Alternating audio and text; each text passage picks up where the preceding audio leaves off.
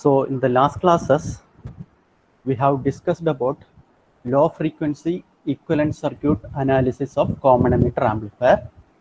So now in the module, high frequency equivalent circuits of common emitter amplifier is remaining. Okay, so the performance of the BJT is limited at higher frequency due to the presence of junction and diffusion capacitance. അതായത് നമ്മൾ ഈ high ഫ്രീക്വൻസിയുടെ കേസിൽ നമ്മൾ ഈ diffusion capacitance അതുപോലെ junction capacitance അതിൻ്റെ ഒക്കെ എഫക്റ്റ് നമ്മൾ എടുക്കണം. ലോ ഫ്രീക്വൻസീസിൽ നമ്മൾ അതിൻ്റെ എഫക്റ്റ് എടുക്കുന്നില്ല. കാരണം ലോ ഫ്രീക്വൻസീസിൽ ഈ പറഞ്ഞ ഡിഫ്യൂഷൻ കപ്പാസിറ്റൻസും ജംഗ്ഷൻ കപ്പാസിറ്റൻസും കപ്ലിംഗ് കപ്പാസിറ്റൻസും ഒക്കെ എന്ത് സംഭവിക്കും? ഓപ്പൺ സർക്യൂട്ട് ആയിട്ട് മാറും. ബട്ട് ഹൈ ഫ്രീക്വൻസിയുടെ കേസിൽ നമ്മൾ അതിൻ്റെ പ്രസൻസ് നമുക്ക് അവോയ്ഡ് ചെയ്യാൻ പറ്റില്ല. So for analyzing a transistor circuit at high frequency, small signal models are not suitable. അപ്പോൾ സ്മോൾ സിഗ്നൽ മോഡൽസിൽ എന്താ, നമ്മൾ ഈ കപ്പാസിറ്റൻസിൻ്റെ എഫക്റ്റ് ഒന്നും എടുത്തിട്ടില്ല. ഓക്കെ, സോ ഹൈ ഫ്രീക്വൻസിയുടെ കേസിൽ ഈ കപ്പാസിറ്റൻസിൻ്റെ എഫക്റ്റ് ഒക്കെ നമ്മൾ എടുക്കേണ്ടതായിട്ട് വരുന്നു. So equivalent circuit should be modified by including the junction capacitance of the transistor. So നമ്മുടെ ഇക്വലന്റ് സർക്യൂട്ട് ജംഗ്ഷൻ കപ്പാസിറ്റൻസും കൂടി ഇൻക്ലൂഡ് ചെയ്യുന്ന രീതിയിൽ നമുക്ക് മോഡിഫൈ ചെയ്യേണ്ടതായിട്ട് വരുന്നു. So at low frequencies we can analyse transistor using H parameter. H parameter നമ്മുടെ സിലബസിലില്ല, ബട്ട് നോർമലി ലോ ഫ്രീക്വൻസി അനാലിസിസിന് യൂസ് ചെയ്യുന്നത് എച്ച് പാരാമീറ്റർ ആണ്. But in case of high frequencies it is not suitable. Why? Because value of H parameters are not constant at high frequencies. High frequency H parameter value H11, H12, H21, H22 ഇതൊന്നും constant ആയിരിക്കില്ല. അതുപോലെ തന്നെ high ഫ്രീക്വൻസിയുടെ കേസിൽ ഈ H parameter analysis will become more complex. So will be going for hybrid pi model. Low frequency അനാലിസിസിലും നമ്മൾ hybrid pi model തന്നെയാണ് പഠിച്ചിട്ടുള്ളത്. അത് മീൻസ് ലോ ഫ്രീക്വൻസിയുടെ കേസിൽ എന്താ, നമ്മൾ ആ high frequency means hybrid pi model modify ചെയ്തിട്ട് ലോ ഫ്രീക്വൻസിക്ക് വേണ്ടി അനാലിസിസ് ചെയ്തു. ഓക്കെ, സോ നമ്മൾ നേരത്തെ കണ്ട പോലെ ഇതാണ് നമ്മുടെ ഹൈബ്രിഡ് പൈ മോഡൽ. ഓൾറെഡി നമ്മൾ മൊഡ്യൂളിൻ്റെ ആദ്യ ഭാഗത്ത് ഇത് ഡിസ്കസ് ചെയ്താണ്. സോ ഇതിൽ ഓരോ ടേംസ് നിങ്ങൾ നോക്കുക. സിമ്യു എന്ന് പറഞ്ഞാൽ എന്താ, it is the transition capacitance, അല്ലെങ്കിൽ നമുക്ക് ഇവിടെയുള്ള ജംഗ്ഷൻ കപ്പാസിറ്റൻസ് എന്ന് പറയും സിമ്യു. Okay, so it is the transition capacitance between the base and collector. ബേസും കളക്ടറും തമ്മിലുള്ള ഒരു ട്രാൻസിഷൻ കപ്പാസിറ്റൻസ് ആണ് C mu. Then C pi is the diffusion capacitance. It represent the minority carrier stored in the base region.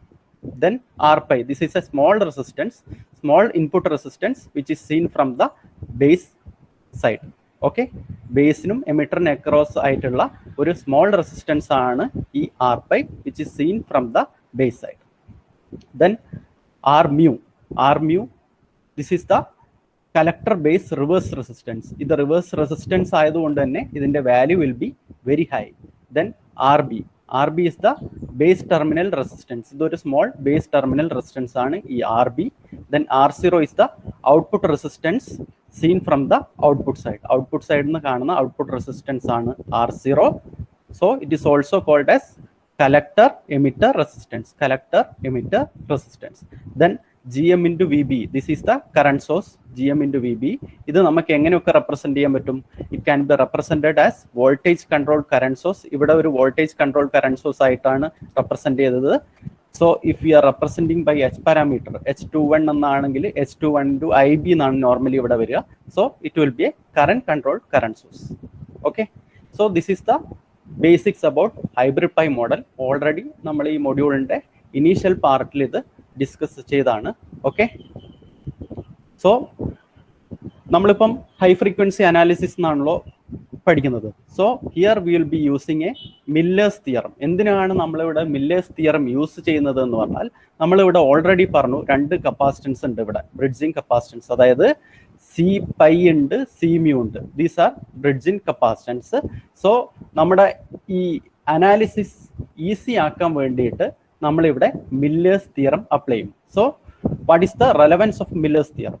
In the analysis of high frequency response of common emitter amplifier, the bridging capacitance C mu and C pi are replaced by an equivalent input capacitance. അതായത് ഈ C muനെയും C piനെയും will be replacing with an equivalent input capacitance. This effective technique is based on general theorem known as Miller's theorem.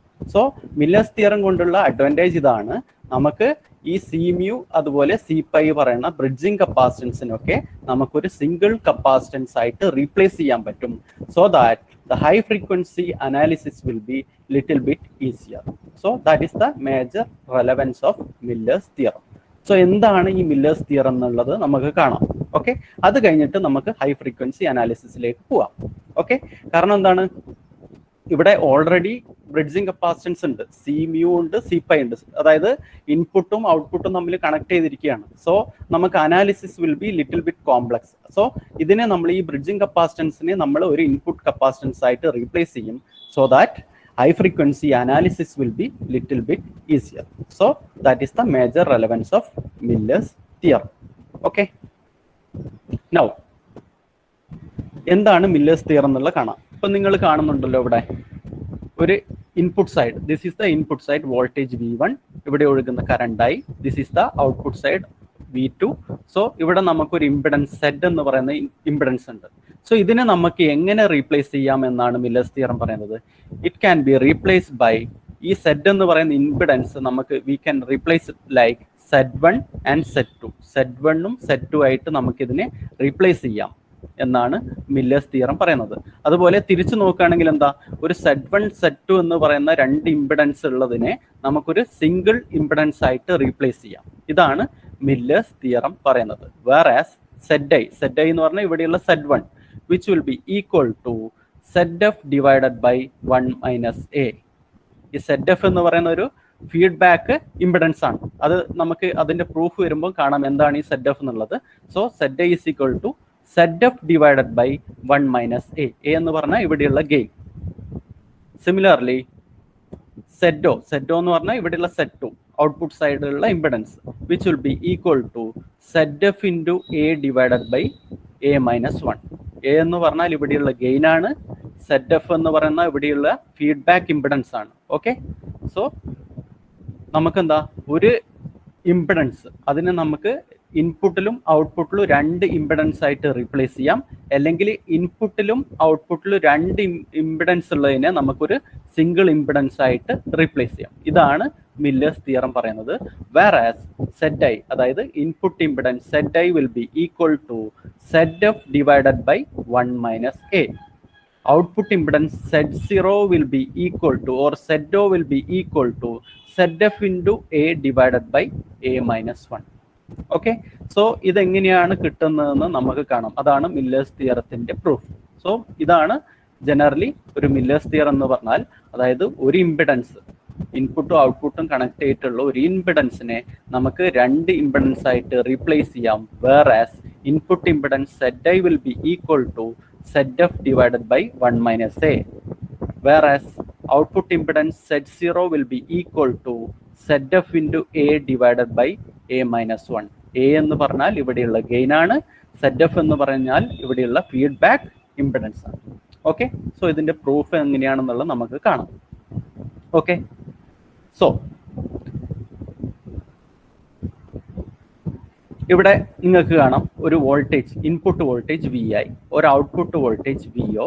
ഇവിടെ നമുക്ക് ഇതിന്റെ gain എന്ന് പറഞ്ഞാൽ A.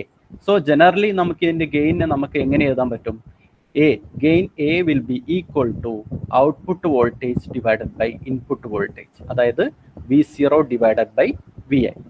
So ഈ ഒരു സർക്യൂട്ടിൽ നമ്മൾ ഒരു ഫീഡ്ബാക്ക് ഇംപിഡൻസ് അല്ലെ ഒരു ഫീഡ്ബാക്ക് കോമ്പണന്റ് ഇവിടെ കണക്ട് ചെയ്യുകയാണെങ്കിൽ, ഒരു ZF എന്ന് പറയുന്ന ഒരു ഫീഡ്ബാക്ക് ഇംപിഡൻസ് ഇവിടെ കണക്ട് ചെയ്യുകയാണെങ്കിൽ, will represent II as input current and IO as output current. II ആണ് ഇവിടെയുള്ള ഇൻപുട്ട് കറണ്ട്, IO ആണ് ഇവിടെയുള്ള ഔട്ട്പുട്ട് കറണ്ട്. സോ ഈ ഒരു കേസിൽ ഇൻപുട്ട് ഇംപിഡൻസ് എന്തായിരിക്കും? ഇൻപുട്ട് ഇംപിഡൻസ് ZI, ഇതാണല്ലോ ഇൻപുട്ട് സൈഡ്. ഇൻപുട്ട് സൈഡിലുള്ള ഇംപിഡൻസ് എന്തായിരിക്കും? ZI will be equal to VI divided by II എന്ന് എഴുതാം അല്ലേ? വോൾട്ടേജ് ബൈ കറണ്ട് ആണ് നമ്മുടെ ഇംപിഡൻസ് വരുന്നത്. So V I divided by I I ആയിരിക്കും input impedance Z I. Similarly output impedance എങ്ങനെ വരും? Output impedance Z O will be equal to V O divided by I O. V O divided by I O എന്ന് എഴുതാൻ പറ്റും എന്ത്? Output impedance Z one. Okay, so ഇതുവരെ clear ആയി എന്ന് കരുതുന്നു.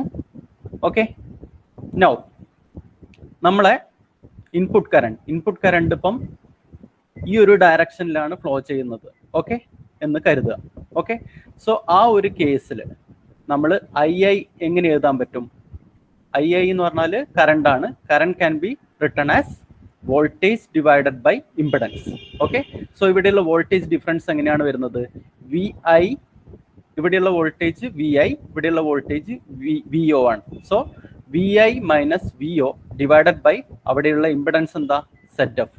Okay, so I I can be written as V I minus V O divided by Z F. This is equation number 1. Already നമുക്കറിയാം gain എന്ന് പറഞ്ഞാൽ A is equal to V out by V in അല്ലെങ്കിൽ V O by V I. So അതിൽ നിന്ന് നമുക്ക് V O will be equal to A into V I അല്ലേ? V O is equal to A into V I ആണ്. So ഈ V O is equal to A into V I ഇവിടെ നമ്മൾ substitute ചെയ്യുകയാണെങ്കിൽ നമുക്ക് ഈ ഒരു ഇക്വേഷൻ നമ്പർ 1 എങ്ങനെ കിട്ടും? It will be I I is equal to V I minus V ഔട്ടിന് പകരം വി ഒന് പകരം നമ്മൾ എ ഇൻറ്റു വി ഐ കൊടുത്തു. A into V I divided by Z F. V I നമ്മൾ കോമൺ ആയിട്ട് പുറത്തെടുക്കുകയാണെങ്കിൽ V I into 1 minus A divided by Z F എന്ന് കിട്ടും. Okay, already we know Z I is equal to V I by I I അല്ലേ? Z I എന്ന് പറഞ്ഞാൽ input impedance which will be equal to V I by I I ആണല്ലോ. So ഈ ഒരു equation V I by I I എന്ന് എടുക്കുകയാണെങ്കിൽ നമുക്ക് എന്ത് കിട്ടും? Z F divided by 1 minus A എന്ന് കിട്ടും. Z F divided by 1 minus A. അതായത് നമുക്ക് input impedance Z I is equal to Z F divided by 1 minus A എന്ന് കിട്ടി. സോ നേരത്തെ നമ്മൾ പറഞ്ഞല്ലോ Z I is equal to Z F divided by 1 minus A. So ഈ input impedance നമ്മൾ prove ചെയ്തു. Okay, clear? Now output current I O, അതിന്റെ direction നമ്മൾ ഇങ്ങനെയാണെന്ന് എടുക്കുക. Okay, so I O will be equal to ഇവിടെയുള്ള potential difference എന്ന് പറഞ്ഞാൽ V O minus V I divided by Z F. Okay, V O minus V I divided by Z F എന്ന് എഴുതാൻ പറ്റും. Okay, also gain A is equal to V out by V I അല്ലേ? V O by V I ആണ് ഗെയിന്. So V ഐനെ നമുക്ക് എങ്ങനെ എഴുതാൻ പറ്റും? V O by A, V O by A എന്ന് എഴുതാൻ പറ്റും. ഓക്കെ, സോ ഈ ഇക്വേഷനിൽ വി ഐക്ക് പകരം നമ്മൾ V O by A substitute ചെയ്യുക. ഓക്കെ, സോ I0 അല്ലെങ്കിൽ I O will be equal to V O minus V ഐക്ക് പകരം എന്ത് കൊടുക്കും? V O by A, V O by A divided by Z F. So അതിന് നമുക്ക് V O common ആയിട്ട് പുറത്തെടുക്കുകയാണെങ്കിൽ V O into 1 minus 1 by A divided by Z F എന്ന് കിട്ടും. നമുക്കറിയാം Z O is equal to V O by I O ആണ് അല്ലേ? Z O is equal to V O by I O ആണ്, which will be equal to ഈ equation എങ്ങനെ കിട്ടും? Z F divided by 1 minus 1 by A. Z F divided by 1 minus 1 by A. So Z O which can written as A, ഇവിടെ എന്താ common ആയിട്ട് എടുക്കുകയാണെങ്കിൽ നമുക്ക് A മുകളിലോട്ടേക്ക് പോകും, എ മൈനസ് 1 എന്ന് ഇവിടെ വരും. So Z out will be equal to Z F into A divided by A minus 1. So നമുക്കിവിടെ നേരത്തെ മില്ലേഴ്സ് തിയറം പറഞ്ഞപ്പോൾ നമ്മൾ പറഞ്ഞു output impedance Z O is equal to Z F into A divided by A minus 1. So അതും output ഇംപിഡൻസും നമ്മൾ prove ചെയ്തു. So this is the proof of Miller's theorem. Clear അല്ലേ? നൗ സോ നമുക്ക് ആ മില്ലേഴ്സ് തിയറത്തിന്റെ പ്രൂഫ് വെച്ചിട്ട് നമുക്ക് എങ്ങനെ എഴുതാൻ പറ്റും? ഒരു ആംപ്ലിഫയർ സർക്യൂട്ട്, ആ ആംപ്ലിഫയർ സർക്യൂട്ടിനെ മീൻസ് ഇംപിഡൻസ് നമുക്ക് എങ്ങനെ റീപ്ലേസ് ചെയ്ത്, ഒരു സിംഗിൾ ഇംപിഡൻസിനെ നമുക്ക് എങ്ങനെ റീപ്ലേസ് ചെയ്ത് എഴുതാൻ പറ്റും? ഒരു Z I is equal to input impedance which is equal to Z F divided by 1 minus A. അതുപോലെ output impedance Z 0 which will be equal to ZF into A divided by A minus 1. A എന്ന് പറഞ്ഞാൽ ഇവിടെയുള്ള gain ആണ്, ZF എന്ന് പറഞ്ഞാൽ feedback impedance ആണ്.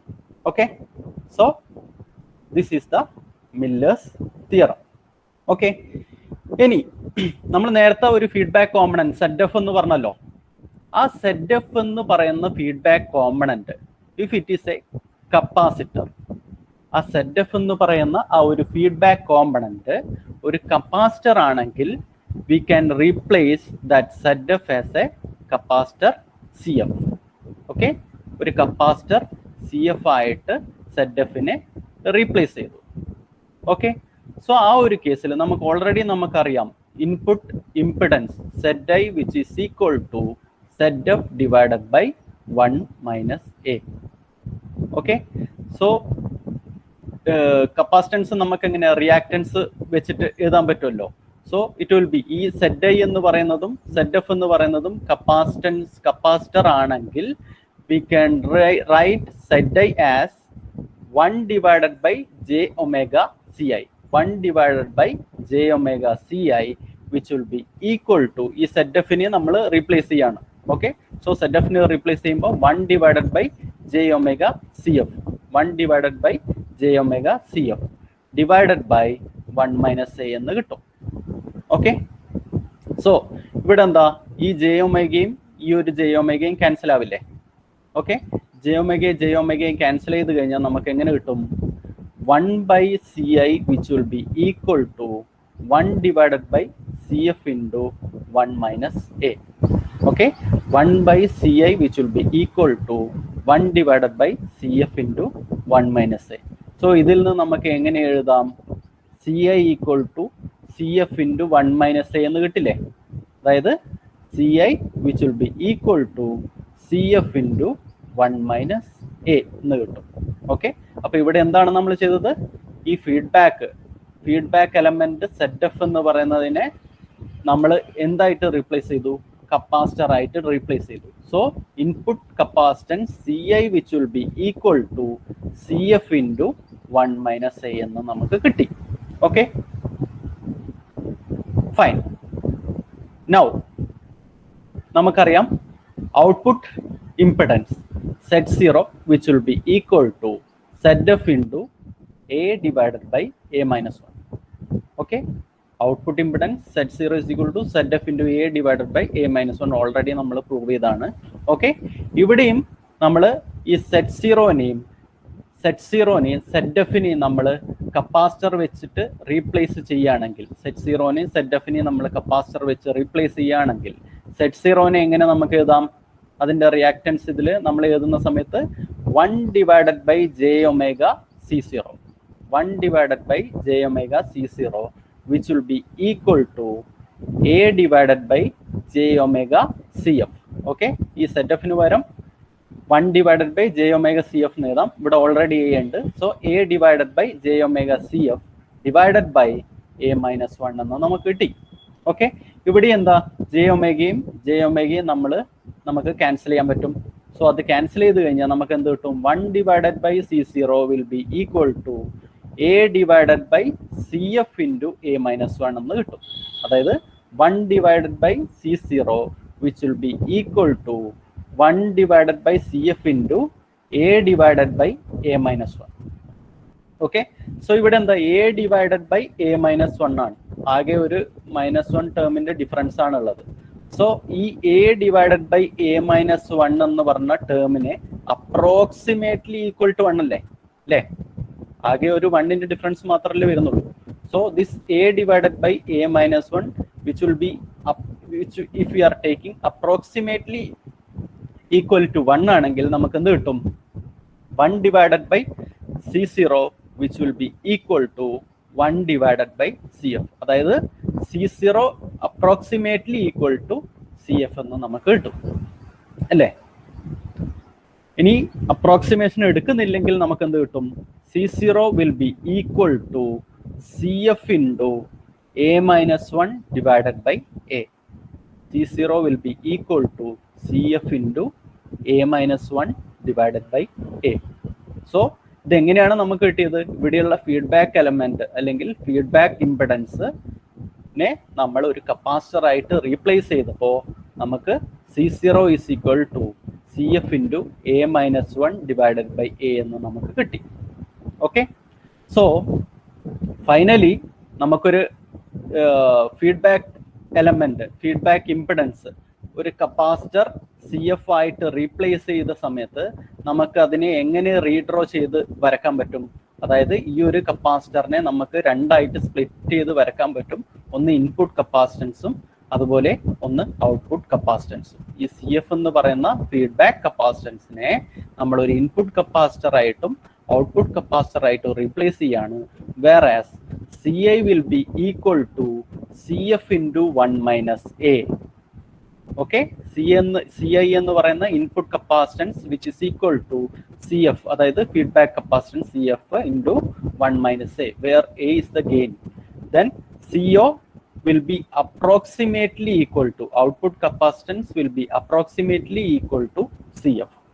So ഈ ഒരു തരത്തിൽ നമുക്ക് നമ്മുടെ എന്താ ഹൈ ഫ്രീക്വൻസി മോഡൽ, അതായത് നേരത്തെ നമ്മൾ പറഞ്ഞല്ലോ അവിടെ ജംഗ്ഷൻ കപ്പാസിറ്റർ ഉണ്ട്. ആ ജംഗ്ഷൻ കപ്പാസിറ്ററിനെ നമുക്ക് ഇൻപുട്ട് ഔട്ട്പുട്ടും കണക്ട് ചെയ്യുന്ന രീതിയിലാണ് ജംഗ്ഷൻ കപ്പാസിറ്റർ ഉള്ളത്.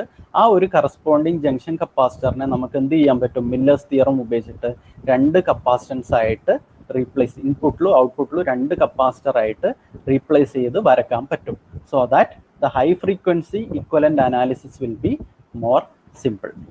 Okay, so this is all about Miller's theorem. So ഇന്ന് നമ്മൾ എന്താണ് മില്ലേഴ്സ് തിയറത്തിന്റെ റെലവൻസ് എന്ന് കണ്ടു.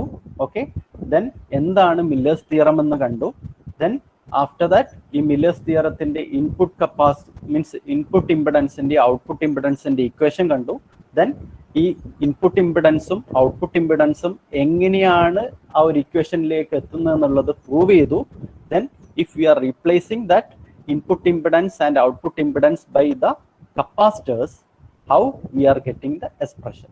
So next ക്ലാസ്സിൽ നമ്മൾ ഈ high frequency analysis millers theorem ഉപയോഗിച്ചിട്ട് എങ്ങനെ എളുപ്പത്തിൽ അനാലിസിസ് ചെയ്യാം എന്ന് നമുക്ക്